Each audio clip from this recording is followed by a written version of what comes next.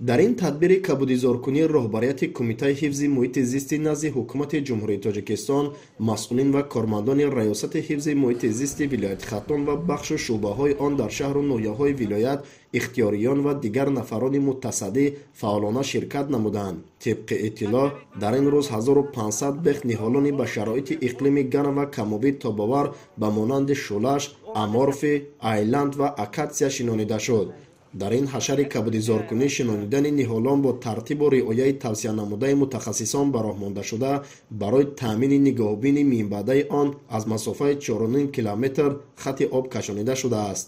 мақсад аз шинондани ниҳо аз он иборат аст ки мо бояд кабудзор кунем ва ҳамзамон аз эрози шамолӣ, эрози боронӣ ва эрози дигар чизҳо эмин нигоҳ дорем. Минтақаи гарм аст.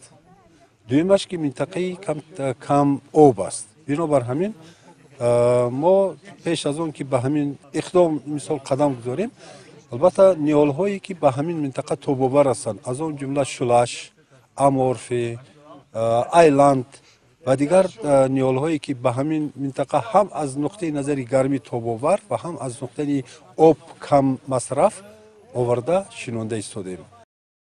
бо ташаббуси раёсати ҳифзи муҳити зисти вилояти Хатлон баҳри ҳифзу беҳдошти муҳити атроф тавассути кабудизоркунӣ пайваста чунин тадбирҳои амалӣ роҳандозӣ карда шуда дар баробари шафати роҳ, гулгашту хиёбон назди ташкилоту идораҳо ҳамзамон дар ҳудуди мавзеъҳои махсус муҳофизатшаванда низ ниҳолони сояфкану ҳамешасабз шинонида мешавад.